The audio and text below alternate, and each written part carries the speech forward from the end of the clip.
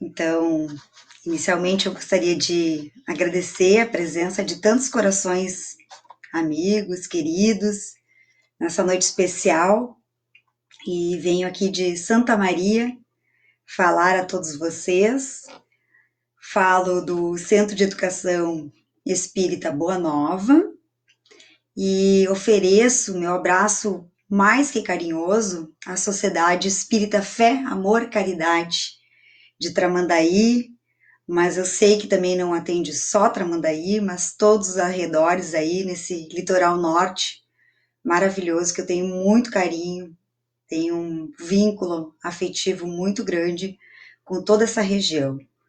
Então, aqueles que estão chegando ainda, aí as meninas aí, Marcela, Rosângela, Elisângela, sejam bem-vindas também, e que a gente possa então ter uma noite profícua de estudos, de reflexão, porque é um momento que nos chama a fazer uma reflexão bastante aprofundada sobre todas essas questões que hoje estamos vivenciando.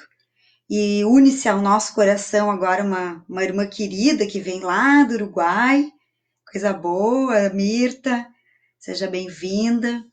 Então, são corações unidos que transcendem, né, a fronteira, nosso continente. Que coisa boa a gente poder estar aqui irmanado, né? E certamente nós faremos essa noite uma noite especial para cada um de nós. Então, como eu já falei a todos vocês, né, eu venho então do Centro de Educação Espírita Boa Nova, aqui de Santa Maria, e o que eu vou conversar, dialogar um pouco essa noite com vocês, está muito ligado ao que a gente vem estudando aqui, nos nossos estudos virtuais, né, dada a realidade, também precisamos fazer esse esforço, né, de nos ambientar essas novas ferramentas, e é o que a gente tem feito de forma intensiva, com o apoio de muitos amigos, né, muitos trabalhadores, e que felizmente nós estamos conseguindo manter, então, esses espaços de diálogo, de consolo, de entendimento, né, de esclarecimento, nesse tempo que é um tempo diferente. É um tempo que nenhum de nós, nesta encarnação, pelo menos, vivenciou. E me parece, né, que esse cenário todo, onde somos abatidos por essa grande pandemia, vem no sentido de nos dar uma bela chacoalhada, né, de chamar a nossa atenção de uma forma bastante potente, eu diria assim.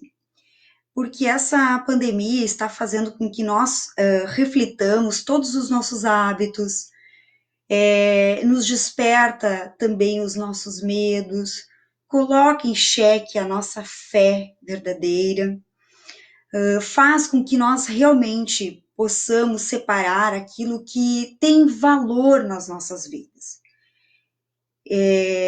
Para que possamos, né, nesse momento também, entender e às vezes perceber os resquícios que ainda temos de egoísmo, de rejeição ao diferente, de desconfiança, porque na medida em que nós somos impelidos a uma doença que assola o mundo inteiro, nós não mais temos o direito de imaginar que somos melhores ou piores que alguma outra civilização. E não só essa percepção nós precisamos ter, mas na verdade o mundo inteiro precisa ter essa percepção de que não existe nesse momento povos melhores ou povos piores. O que existem são povos que estão mais preparados, em partes materialmente, mas sobretudo moralmente, para encarar e enfrentar essa avalanche que vem para de fato mudar a nossa trajetória evolutiva. E eu gostaria de começar dizendo, nos termos de Allan Kardec, né, que são chegados os tempos.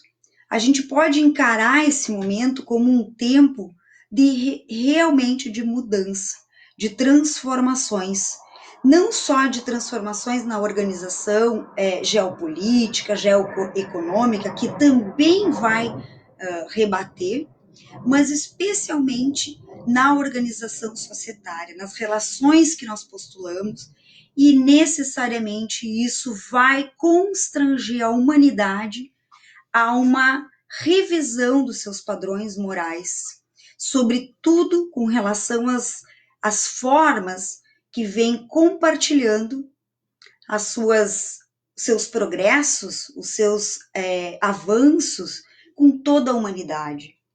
Então, para nós espíritas, especialmente, que estamos aqui encarnados e temos a certeza de que esta é uma de tantas outras vidas que já tivemos a oportunidade de vivenciar, é sem dúvida um momento mister para que nós possamos fazer todo o processo de evolução e, quiçá, dar um passinho a mais para a regeneração. Então, nós olhamos para esse tempo agora e é tão interessante porque parece que o mundo está virado de ponta cabeça. Toda aquela organização, os países mais bem consolidados, com a economia mais bem ativa, mais organizada, nada disso mais faz sentido. Parece que o mundo realmente virou de ponta cabeça. E aí é tão interessante porque é exatamente nesse momento que nós podemos melhor observar a providência divina, porque ela vai ficar explícita a todos nós, seja nos convocando para, de fato, garantir e exercer o cumprimento das leis morais, das leis divinas, e ao mesmo tempo ela está nos constrangendo a revisar esses nossos padrões, de como nós estamos exercendo estas formas, esses diálogos humanitários. Então vejam que se nós estamos com o mundo de ponta cabeça, nós também temos a oportunidade mister de identificar a providência divina. E quando eu falo que a providência divina age para nos constranger também a assumir e efetivamente nos pautarmos pelas leis divinas, é porque talvez está na hora de a gente revisar os nossos padrões, as nossas vidas. E vejam que essa pandemia, a gente poderia utilizar aquela metáfora dos cães no pastoreio. Qual é a função dos cães, né, no pastoreio? É justamente agregar as ovelhas, né, aquelas que vão se desgarrando, aquelas que vão fugindo um pouquinho do rebanho. E como que esses cães agem? Eles não agem agredindo as ovelhas, mas eles agem na medida em que eles impõem medo àquelas ovelhas. E é interessante porque elas podem ser relacionadas, ou os cães podem ser relacionados a processos dolorosos. Porque na medida em que nós somos compelidos a nos unir, a voltar às nossas origens, pela senhora dor, pelo medo da dor, nós necessariamente estamos tendo que nos voltar para o rebanho, nós temos que nos voltar para este coletivo.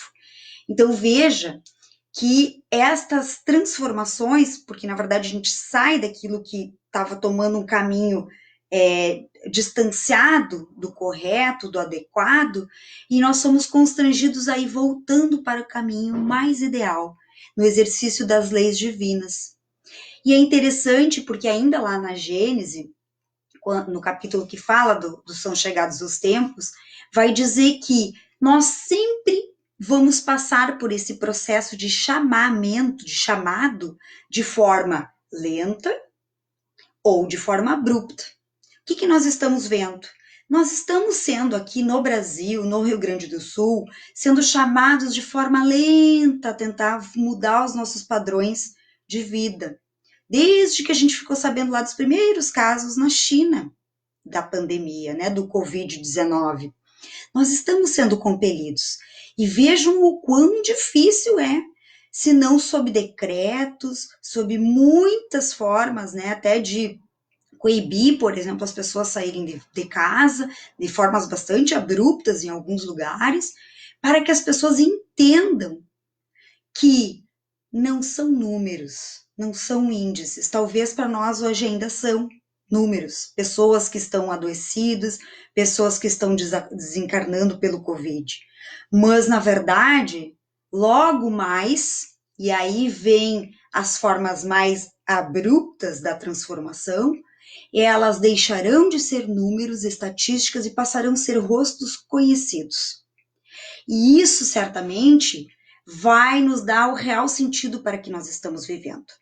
Então vejam que a transformação que nós estamos sendo impelidas, no primeiro momento, por meio da Covid-19, veio lentamente para nós aqui no Brasil. Mas agora ele já está começando a ganhar um caráter de maior rigor, mais ágil, mais intenso. E aí, para isso, eu trago uma reflexão que está lá no livro Paulo Estevam, de autoria espiritual de Emmanuel, né, uma psicografia de Chico Xavier.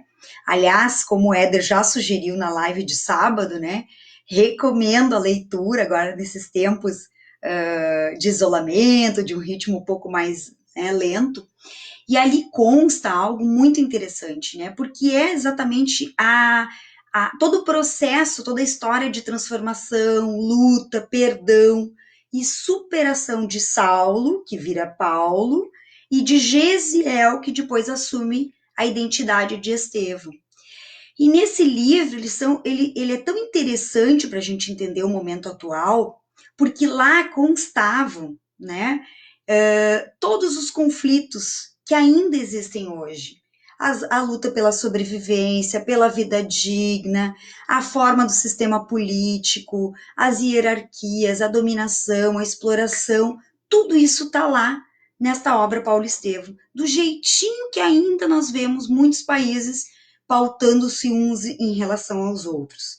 E aí vejam que o personagem principal de Paulo, então Saulo, se vê em um determinado momento com a morte da sua amada Abigail, e ele fica extremamente revoltado, porque afinal de contas, Saulo, ele pautou a sua vida de uma forma muito correta. Ele sempre cuidou para que sua vida se organizasse, que ele tivesse paz, que ele tivesse organização. E de repente ele se vê num processo, né, de que ele perde a pessoa amada com a qual ele imaginava que ele coroaria todo o seu processo de organização da vida. E Abigail, justamente, desencarna em condições de suplício nos círculos onde os evangélicos estavam sofrendo, né, exatamente os assassínios e as perseguições. Então, Paulo, muito revoltado, quer ir atrás daquele que era, digamos assim, o tutor, o professor de Abigail. E ele move muitos esforços para ir atrás de Ananias, que era então esse que era o professor, o preceptor, enfim, da Abigail. Ele arruma uma pequena caravana com 2 auxiliares e sai de Jerusalém rumo a Damasco para justamente encontrar Ananias e buscar uma explicação e, se necessário fosse, dar-lhe o castigo necessário, porque ele não acreditava, né, em Jesus naquela época. E aí foi tão interessante, né, porque naquele processo, e muitos de vocês que provavelmente já leram essa obra, já tiveram oportunidade de ter contato, nas portas de Damasco, Saulo é submetido a uma situação inusitada.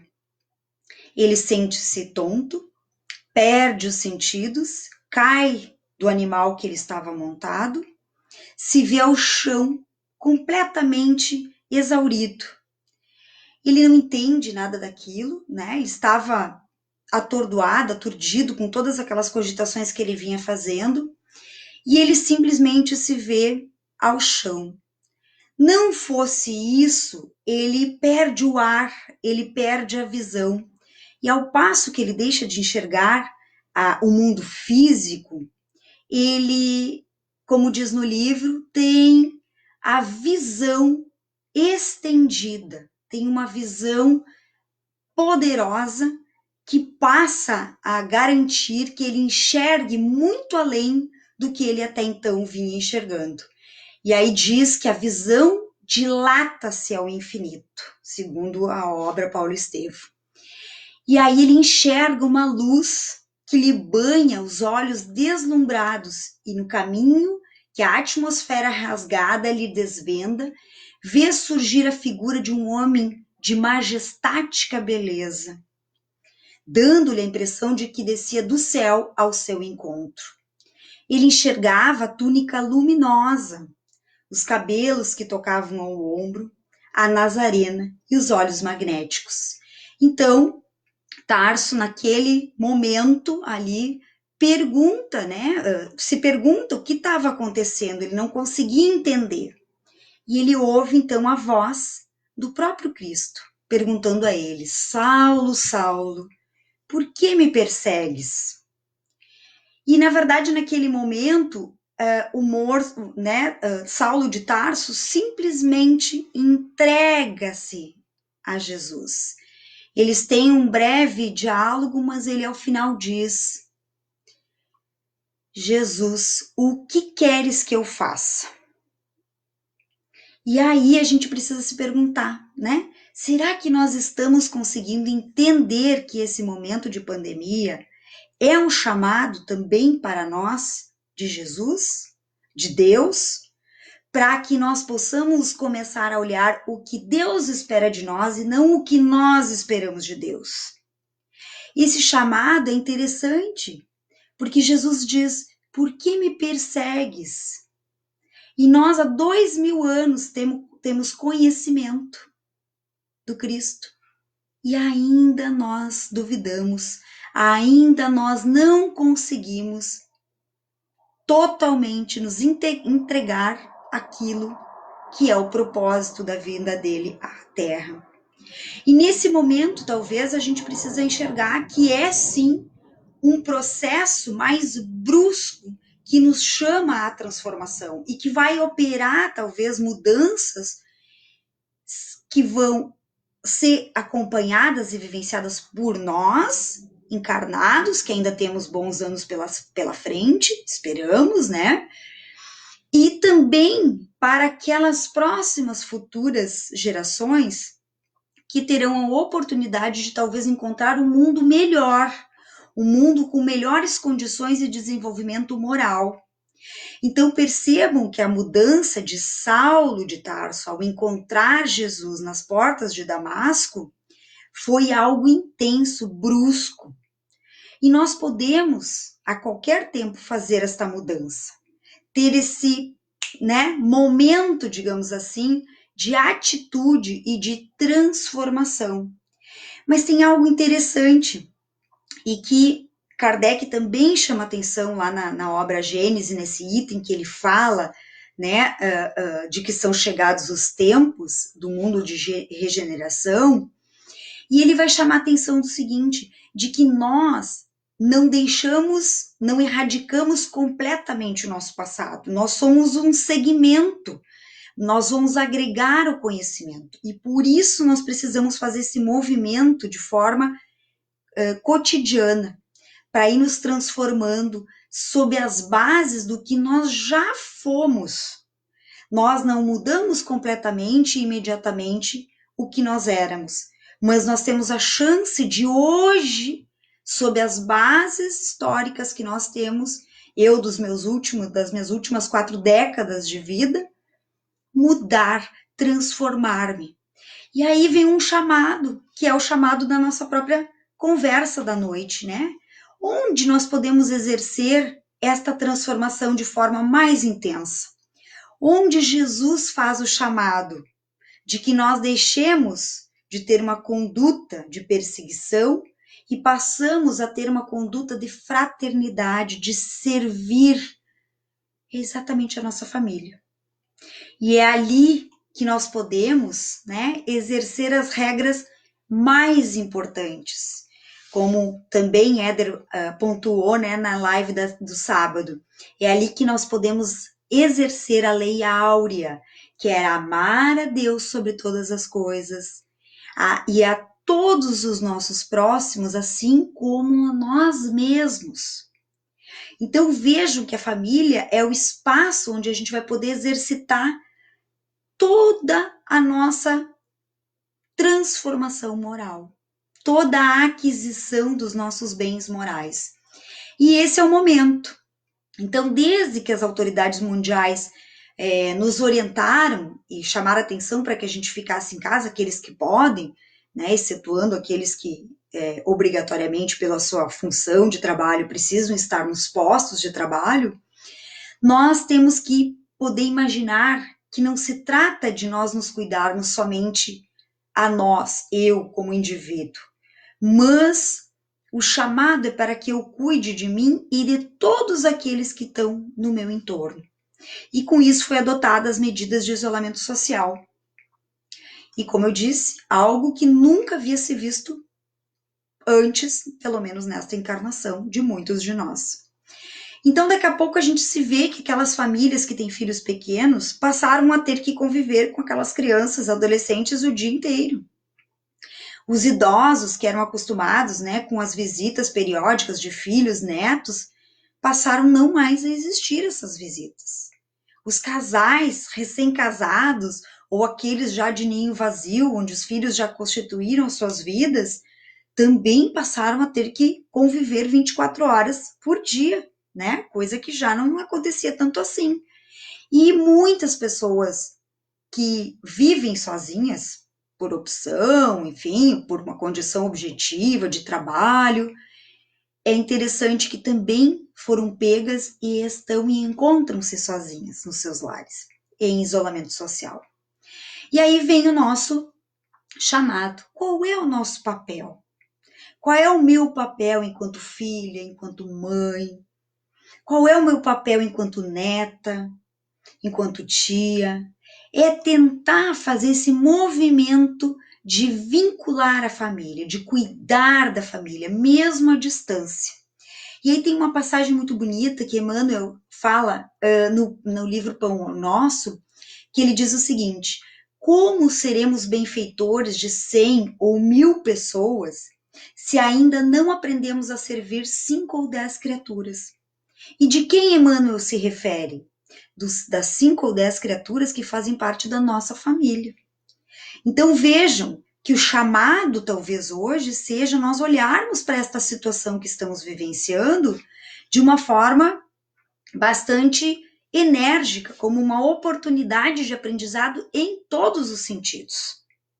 Nós estamos exatamente num lar que nem sempre constitui-se de espíritos amigos. Pelo contrário, muitos deles vêm dentro de uma carga, de uma trajetória histórica que está ajustada para o nosso melhoramento espiritual, o nosso e o deles. E aí nós nos vemos muitas vezes, seja pelo distanciamento físico ou pela convivência compulsória 24 horas por dia, tendo que administrar aquilo que talvez a gente já não estava mais tão acostumado. E é ali que, por um lado, vai emergir a harmonia, mas também vão aflorar a crueldade que eu sou portadora de outros tempos. Não é o outro. Eu tenho que pensar que também nesses espaços podem emergir todas as minhas mazelas que historicamente eu carrego. E aí a gente tem que lembrar, né, como diz Emmanuel, a equipe familiar não é um jardim de flor, mas muitas vezes com muitos espinhos, é também um espinheiro. E como que eu vou agir nesse tempo? Eu vou precisar agir com todo o amor e com toda a caridade possível para realmente experienciar esta vivência de forma saudável e apropriada para o meu processo evolutivo. Então, nós temos que olhar para os nossos familiares e lá nos termos de Jesus, que chama a atenção de Saulo, ou, né, posteriormente Paulo de Tarso, por que me persegues? E será que eu não estou tendo, às vezes, uma atitude de perseguição com esses familiares? Será que eu, às vezes, não estou sendo pouco caridoso com essas pessoas que estão no meu entorno? E aí, de novo, alguns fisicamente juntos, que é uma dificuldade, é uma situação tensa, mas também aqueles que são da minha família e que agora estão isolados na sua residência, na sua casa. Como que eu vou agir? Como evitar discussões? Como eu devo proceder para que eu não acirre as coisas, mas sim que eu entre em concordância, que eu aprenda. E é interessante, porque eu não sei se vocês têm notado, mas há muitas vezes, momentos de muita tensão, de polarização, de posições contrárias, né? E aí a gente vê as famílias muitas vezes brigando porque um quer saber mais que o outro, um quer saber o remédio mais oportuno que o outro, um quer saber as regras mais que o outro, né? E acabam brigando, disputando por uma coisa que todo mundo quer chegar junto, que é a solução deste problema, desta pandemia. Então vejam que é o momento da gente acerenar, fazer o diálogo que vá na contramão da luta, da briga, da violência, da discussão, da discórdia. Nós precisamos justamente tentar fazer a concordância, acerenar aquela família. Tentar mostrar, nós especialmente, que já estamos tocados pela luz divina, que isso vai passar e que isso faz parte, ou que essa situação faz parte do nosso melhoramento. Nós vamos sair melhores daqui. E aí a gente precisa, né, na convocação lá do capítulo 1 de João, na passagem que chama atenção, de que a gente precisa analisar o que nós estamos fazendo, né? Porque Cristo faz uma pergunta cotidianamente a nós. O que buscais? O que nós estamos buscando? O que eu estou buscando desta oportunidade encarnatória? O que eu estou buscando junto aos meus familiares nesses tempos difíceis? Eu quero preservar a minha vida, porque cada um de nós sabe o custo que é uma encarnação, quão difícil é a gente estar aqui encarnados, com essa oportunidade maravilhosa de nós superarmos tantos problemas e tantas mazelas que carregamos há séculos, mas eu também sou responsável pela preservação de vida de todos os meus familiares, da minha filha, dos meus pais, do meu companheiro, todos precisam ser preservados. Então eu preciso saber, né? E o convite é que a gente analise o que a gente está fazendo. Observa o que eu estou falando. Observa o que diz a mensagem. Medita em torno das tuas aspirações mais ocultas. Que respostas forneces à indagação do Senhor? Quem segue o Cristo, vive-lhe o apostolado. Serve, coopera e caminha avante, sem temor ou vacilação, lembrando-te de que o verbo da verdade incide sobre nós cada dia, perguntando incessantemente: o que buscais? E o que estamos buscando? Né? Quando eu vejo essa passagem, né? Serve, coopera e caminha avante. Nós estamos num tempo de crise. E aí eu lembro daquela experiência tão linda, né, do Chico Xavier. Ai, é tão fantástica, né? Que ele ia na feira e ele pegava um tomate bom e um tomate estragado. Ou, né, não estragado, mas já em condição um pouco pior. Um tomate bom e um mais ou menos. Até que alguém perguntou: mas Chico, tu fica levando os tomates estragados, né? E ele disse: mas eu quero dar oportunidade para o próximo que vir também pegar um tomate bom. Então, né, a Maria Elizabeth chama atenção aqui, né? Não vacilar. A gente não deve vacilar. A gente precisa cooperar e caminhar avante. Às vezes é difícil, não é tão simples assim. E aí a gente precisa sempre lembrar, a humanidade já trabalhou muito para que a gente chegasse até aqui e tivesse o conforto material que temos. Agora é a hora de nós avançarmos e desenvolvermos a outra asa, que é a asa do sentimento. A asa do conhecimento já foi bastante desenvolvida e ela é importante para o nosso progresso, é a lei do progresso. Mas agora nós precisamos também desenvolver a asa do sentimento, da moral. E para isso eu trouxe uma mensagem final que eu gostaria que a gente refletisse muito assim nos nossos familiares. Está lá na Revista Espírita, no ano 5, lá de março de 1862. Olha que coisa atual, né? E lá naquela época nem se imaginava que a gente passaria em 2020 por esta pandemia. Santo Agostinho dita uma mensagem lindíssima que está relacionada à vinha do Senhor. Eu vou ir lendo para vocês e fazendo os comentários. Eu não vou ler ela na íntegra, depois vocês podem ler ela em casa com calma, ela é muito bonita, ela é bem longa, mas eu vou ler alguns trechinhos para a gente refletir. E começa assim: todos, enfim, virão trabalhar na vinha. Já os vejo, chegam numerosos, ei-los que acorrem. Vamos à obra, filhos, quer Deus que todos vós trabalheis. Olha o convite, né? Então, nós já estamos aqui assistindo uma palestra, fazendo estudo, fazendo evangelho no lar. Mas o que eu estou convidando para que a gente faça agora, nessa experiência com os nossos familiares, é que quanto mais agressivo aquele parente se posta, mais manso eu fico. Quanto mais alto, né, esse parente grita, esse familiar, esse que está dentro da nossa casa, mais baixo eu falo.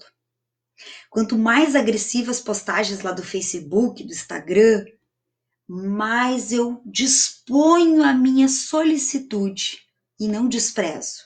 Disponho a minha solicitude. É hora do testemunho. E como também bem lembrado, né, Éder trouxe na sua palestra, o testemunho não é só a doença, pode até ser, mas é também a vivência, a passagem desse tempo que nós temos agora, sobretudo em isolamento social. Então, a prova não é só estar doente, estar com, né, o coronavírus, estar com a doença, com o Covid-19, mas é também passar por esse processo. Santo Agostinho continua, ele diz: semeai, um dia colhereis com abundância. Então, o que nós precisamos fazer e entender é que nós estamos num tempo também de semeadura. E as sementes, às vezes, estão retidas em nossas mãos, né? E agora a gente precisa soltar. Quem a gente vai soltar mais próximo? Os nossos familiares, né? E a semente é essa semente de amor, é essa mensagem do Cristo, é esse entendimento que a gente já tem, é o consolo, é o acolhimento. As pessoas sentem medo, elas sentem tristezas, elas sentem inseguranças. Né? Eu tenho uma filha adolescente que vai fazer vestibular, Enem, e ela tá apavorada. Mãe, o que vai ser de nós esse ano? E a gente precisa acolher isso com carinho e mostrar que a vida é muito mais do que um ano, do que um mês, do que um dia. É um todo, né? Então, qual é a recomendação que Santo Agostinho faz nessa mensagem? Vede no oriente esse belo sol, como se ergue radioso e deslumbrante. Vem vos aquecer e fazer crescer os frutos da videira. Amarrai as cepas para que não caiam e se mantenham erguidas, e suas ramas subirão aos céus. Eu achei linda essa parte, particularmente foi a parte assim que mais tocou meu coração. Vede no oriente esse belo sol. Qual é o sol do mundo? É Jesus. O sol do mundo é Jesus. Por que no oriente? Porque talvez esteja no momento de a gente começar também a olhar um pouco como os orientais lidam com as suas vidas. Eles tiram o tempo para refletir sobre a própria vida, para refletir sobre a sua própria espiritualidade. Vejam, né, algumas experiências budistas, enfim, taoístas, eles fazem essa reconexão com a espiritualidade. Então, Santo Agostinho chama atenção, vede no Oriente, se espelha no Oriente. Veja como eles fazem, né? E hoje é algo que nós precisamos. É nesse instante fazer a reconexão com a espiritualidade. Por isso, prece, evangelho no lar, água fluidificada, pensamento em Cristo. E ofertar as nossas preces a todos aqueles que estão dando rumo para a nossa vida, né? O presidente, os ministros, o presidente lá da Organização Mundial de Saúde, eles também precisam da nossa prece, precisam da nossa vibração, não são só os nossos familiares, todos precisam, né? Porque eles vão definir junto conosco o nosso futuro. Meditar é harmonizar-se, perceber-se, sentir aquela reconexão, né? E aí a meditação não tem a ver com procedimentos mais ritualísticos, não se trata disso, mas é o momento de entrar para si, refletir o que nós estamos sentindo de fato, né? Tomar contato com esses inclusive medos que nós estamos tendo, né? Então, fazer esse movimento de conexão com a espiritualidade superior por meio da prece, e assim a gente se conecta com Jesus e com Deus. Silenciar o nosso interior, fazer esse ensemismamento, olhar para dentro de nós mesmos, acalmar o nosso espírito, é o momento de acalmar. Como diz o Éder aqui, vivenciar nossas aflições como valores espirituais, eis o verdadeiro testemunho. Olha que lindo, porque é uma aflição, a gente está vivendo um momento difícil. Então nós temos que serenar, né? Fazer esse movimento de entender que é uma forma de testemunho e é um valor espiritual maravilhoso que nós estamos desenvolvendo. É também um momento, seguindo ali a reflexão, né? Que a gente precisa amarrar as cepas. O que é amarrar as cepas? É a gente ficar unido, unir os nossos corações. Por meio do quê? De um estudo, de uma reflexão, de uma leitura, para que a gente possa absorver novos hábitos, novas ideias, porque a gente fica atrelado a coisas antigas. A gente é muito ritualístico, a gente não se abre a novos pensamentos, a novas lógicas, o próprio uso da máscara, né? A gente tem ainda resistência, mas ela é necessária, as autoridades estão dizendo que nós precisamos usar. E eu só não estou usando agora porque eu estou aqui em minha casa completamente, né, isolada, digamos assim. Então, nós precisamos entender que é necessário e a gente precisa aprender isso de uma forma como parte do processo de avanço. E por fim, né, diz ali, então amarrai as cepas e as ramas subirão aos céus. Quando que a gente vai subir aos céus? Na medida que a gente tiver condições de experienciar a verdadeira mensagem cristã. Esse é o grande desafio. Então a gente reconecta e avança.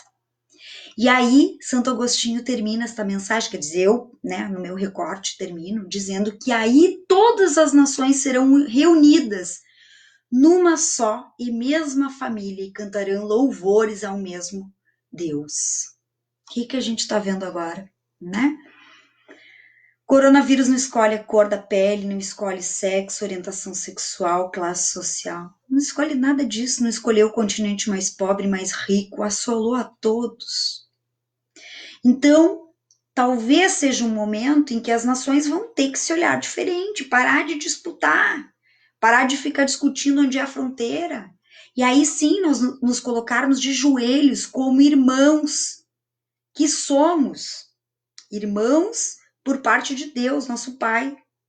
E aí sim, né, o mestre estará ali mostrando para nós essa ponte que vai formatar esta grande humanidade, essa grande fraternidade, encurtando fronteiras, superando barreiras, sem que a característica, o egoísmo, os desejos materialistas se sobrepõem à coisa mais importante, que é o nosso desenvolvimento moral. Não há privilegiados. Hoje estamos todos no mesmo planeta, nem diria no mesmo barco, no mesmo planeta, assolados pela mesma probabilidade de nos contaminarmos, nos infectarmos pelo coronavírus. Então, nós temos que fazer a nossa parte, exercitar o amor, e se a gente quer viver a verdadeira vida, é sim o momento de entendermos que nós não levaremos um parafuso desta vida. Então, não vale mais a pena derramar uma gota excessiva de suor. Não é que a gente não precise trabalhar, laborar, mas a gente não precisa se matar de trabalhar. nós precisamos começar a olhar para dentro da nossa família, o que a gente está fazendo, o que a gente está buscando, e responder o que Deus quer de nós e não o que nós queremos de Deus. Então nós temos que entender que o bem maior que nós temos é a nossa vida, é a nossa experiência encarnatória. Então, meus irmãos, é entender, né, a vontade de Deus sobre nós e vivenciar esse processo todo como um processo de aprendizado. Cada um de nós tem deveres assumidos. E é muito bonita essa mensagem também, uma mensagem de Emmanuel, né, que vai dizer que cada um de nós assume deveres em algumas áreas que nós deixamos marcas. E que é momento melhor para a gente deixar a nossa marca na humanidade ou junto aos nossos familiares, é maravilhoso, né? E assim, diz Emmanuel, né? Vamos impregnando com sinais da nossa passagem.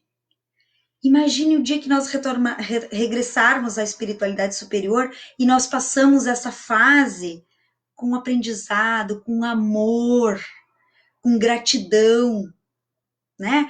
Reconfortando corações, reunindo espíritos que às vezes estão divergindo. Então nós precisamos entender que hoje pode parecer um remédio amargo, mas na verdade é um chamado. E nós não podemos mais perseguir a forma como há 2000 anos faziam, né, os espíritos daquela época em relação a Jesus. O nosso papel é outro. Nós precisamos fazer as escolhas corretas agora. Acho que a gente já, essa noite, pôde refletir, talvez, sobre algumas ideias, né? E que nós possamos, então, sob a luz, sob a égide divina, seguir adiante. E que todos, eu desejo, então, né, finalizando, que todos permaneçam na paz de Deus, que todos usem muito álcool gel, máscara facial, mas especialmente abusem da prece, das mensagens de amor, de WhatsApp, do abraço virtual. Não abandone ninguém nesse momento. Todos nós precisamos de afeto, de caridade e do verdadeiro amor que o Cristo nos ensinou e está no nosso coração. Um beijo a todos, obrigada pela oportunidade, obrigada pelo carinho de tantos irmãos aqui, de Santa Maria, de Tramandaí, de outros lugares, né? Uma graça aí, todos que estiveram. Eu vi que a Tere aqui, que é minha vizinha, estava aí, a Carolzinha agradecendo, Marilene, Maria Elizabeth. Eu fico muito feliz. Que bom a gente poder ter essa interação. Espero ter outra oportunidade. Obrigada, Arley, que foi o mago para eu chegar até aqui, né, nessas páginas virtuais. E fiquem todos com Deus. Muito obrigada. Uma boa noite.